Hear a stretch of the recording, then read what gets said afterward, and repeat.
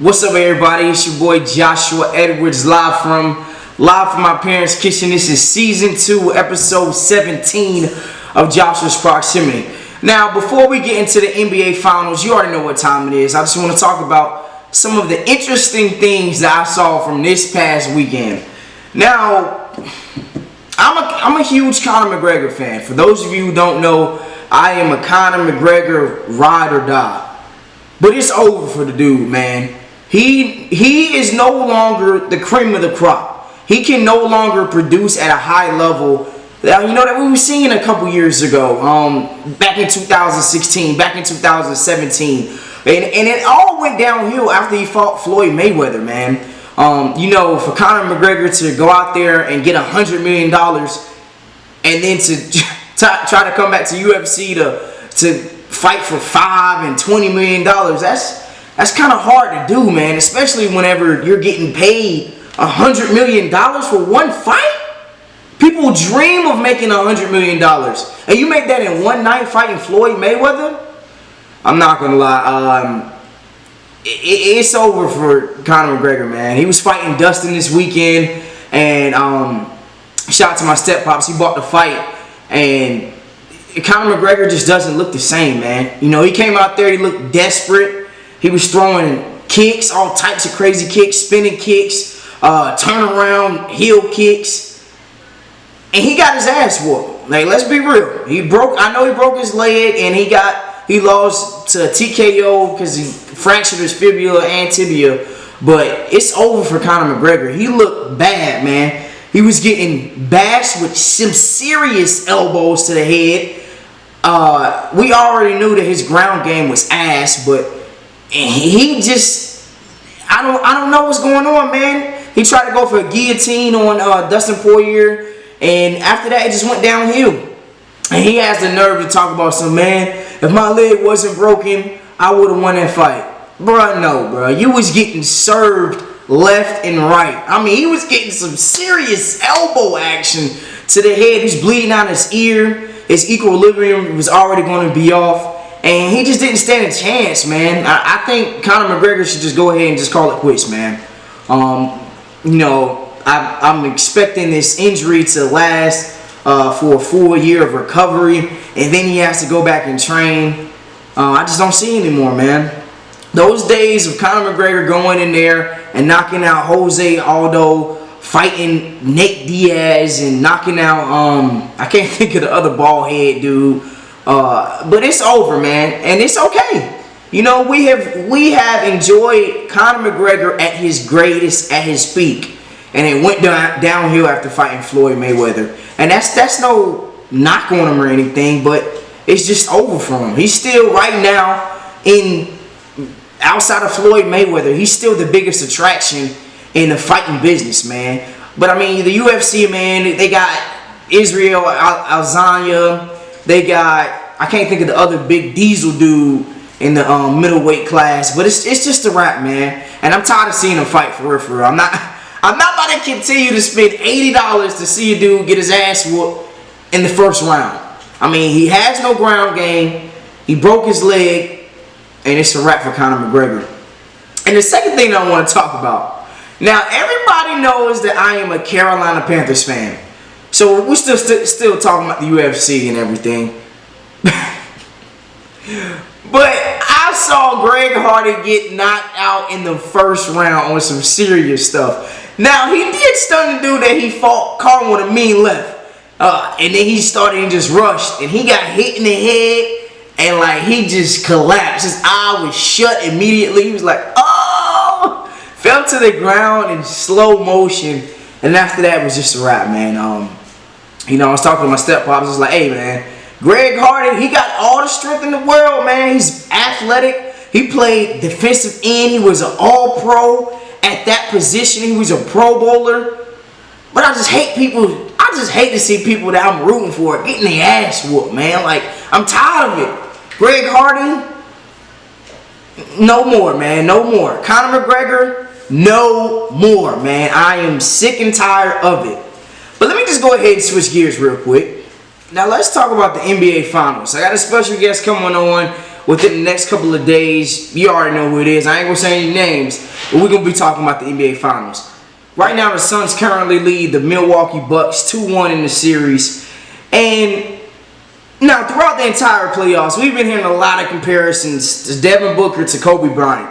And this is where we got to slow down with the comparisons. You know, a lot of people are comparing Donovan Mitchell to Dwayne Wade, Luka Doncic to LeBron James, and Devin Booker to Kobe Bryant. Let's just pump the brakes. These guys are not, they're not in the same realm right now. Devin Booker put up a measly 10 points last night. He went 3 of 14 from the field. He didn't play the entire fourth quarter. He got subbed out of the third quarter with 7 minutes left. So you're talking about from 7 minutes in the third for the rest of the game, he didn't play. And he was a liability out there. He was just terrible. Let's just be straight up. Let's just be real. He is so far from Kobe Bryant. It's ridiculous. We got to stop making the freaking comparisons, man. I understand this dude has a mid-range game. He can make a lot of free throws, and he has, you know, he got game. But the Kobe Bryant comparison, let's just slow down, man. But I really want to talk about Giannis Antetokounmpo. He played an outstanding game. He had another 40-point, 12-plus rebounds in the NBA Finals. There's only 2 people that's ever done 41 and 10-plus rebounds in back-to-back games in the NBA Finals. And it's Shaq and Giannis Antetokounmpo. And I got to give him a round of applause, man. Like, I know I've been saying my fair share of how Giannis isn't that guy. But, I mean, right now he's stepping up. And his teammates have been asked this entire series. Chris Middleton, he stepped up pretty okay last night. Had 18 points. But we need more. We need the all-star Chris Middleton to show up. We need 25 points a game, Chris Middleton, to show up. Drew Holiday has been terrible. We had a game last night, 21 points. And PJ Tucker was just all over the place. He had Porter coming in, giving high energy. And I just got to give him some credit, man. Them boys is playing. They always play tough in Milwaukee. I don't think they've only lost 1 game at home this entire postseason. And there's not really much to say about the Milwaukee Bucks, man. I think Giannis, he has them boys playing right. I still like the Suns in 5. I'm not going to say 5. I like the Suns in 6, man. I don't believe that Milwaukee, you know, they might win Game 4, but Game 4 is really going to be the telltale all of the entire series. And if they don't win that game, then yeah, they're definitely out in 5 or 6 games. And you're not going to see another night where Devin Booker's going 3 or 14 and 10 points, man. That's just not how this works. And Chris Middleton, I believe he's going to struggle again in Game 4. You know, he does better at home versus when he's at away. But I really believe that the Suns got this series, man. You know, DeAndre Ayton, he had 16 points in the first quarter, but then he got into foul trouble. You're not going to see that again. I think the Suns, they got to start adjusting at least to a zone. I would like to see a 2-3 zone to where they're actually boxing, you know, Giannis Antetokounmpo, or even a boxing 1, man. You can't let Giannis play 1-on-1. I don't care who the defender is. You cannot let him play against 1-on-1 against Kevin Durant, Kawhi Leonard, Joel Embiid, or even Ayton. What is he doing right now? He's giving you 41 points. Ayton was in foul trouble early. He only had 2 points the entire second half. Like, that can't happen, man. You can't have 16 points in the first quarter and then finish the game with 18 points. And then you're expecting to win an NBA Finals? That's not going to get it done, man. Somebody else has to step up, man. Cam Johnson, he played out of his mind last night. I believe that you got to give him some more minutes, man. You got to cut back on not Cam Johnson, the point guard. I believe you gotta cut back on his minutes and give Cam Johnson some more, or Cam Jordan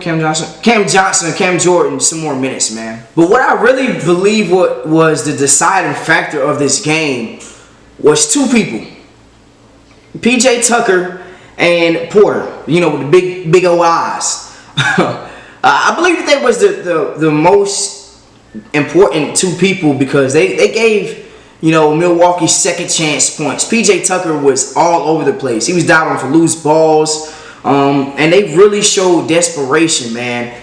Porter, he had 11 points. He was talking with Scott Van Pelt after the game. But I believe that if the Suns can match the intensity of those two guys, then they'll be fine in the series, man. They're up 2-1. There's no room to panic. But the one thing that the Suns need to do, they have to shoot the ball better from three. It can't just be Jamison Crowder out there 6 of 8 from downtown and everybody else is 1 of 5, 0 for 5, 1 of 4, 1 of 3. That's not going to get it done, man. The second chance points, they got to get the boards, they got to push in transition, and they got to limit Milwaukee's 3 points. 3-point points. Drew Holiday, he was on fire. Brook Lopez, he hit a couple. Chris Middleton, he hit a couple. And I believe once you build the wall, you make your threes, then they should be able to beat the Milwaukee Bucks in 6 games, if not 5 games. But I'm kind of excited for Game 4, man. I'm going to have a special guest later this week. We're going to be talking all things NBA Finals, man. But I'm looking forward to it, man. I'm really loving the matchup. Suns is up 2-1. But, hey, let's just keep it rolling. Now, I just want to switch gears a little bit. I don't really talk baseball. But I gotta talk baseball this time, man. It is the All-Star week. Home run derby is tonight, and then the All-Star game is on Tuesday. But I'm gonna tell you who I got in the final matchup in the home run derby. Now we all know Shohei Ohtani is the favorite, and he is well deserved the favorite. I'm pretty sure he's gonna win the National League MVP or the MVP of baseball. Yeah, I think it's National League MVP baseball. But I got Matt Olson and Joey Gallo. I think that's how you pronounce his name. Joey Gallo in the final. Now, I play with the Oakland A's on MLB. And Matt Olson can go yard on any pitcher. He is like that. I'm just looking at Joey Galloway, his stats, man. I think he has over 22 home runs. I just like these two guys in the matchup, man. I don't think Ohtani is going to be able to produce. If I'm not mistaken, I think they got still 2 rounds. And I just don't see how he's going to produce enough to get into that second round and even win it, man. So I got Matt Olson and Joey Galloway as the competitors for the championship, and I got Matt Olson winning it all. And I can't wait to watch it. It's actually tonight, man. I'm excited. And you already know in the All-Star game, I always got to rock with the ALL, man. AL, American League, man. We don't do none of that National League stuff over here. Just straight Yankees over here. So I like the American League to beat the National League. Let's go 8-6, man. So, yeah, this is a little short episode, man. Episode 17 in Joshua's Proximity. We'll be on 13 minutes right now. I just appreciate you guys just tuning in. I'm looking forward to having my special guest. We're talking NBA Finals. I am ready for the NFL football season, man. I'm not going to lie to you, man. The NBA Finals have just been boring, man. That's why I really haven't been pushing out any content. But I'm so excited for the football season. I'm so excited for fantasy football. And you know what catch me. Joshua's Proximity, Season 2, Episode 17. We out, baby.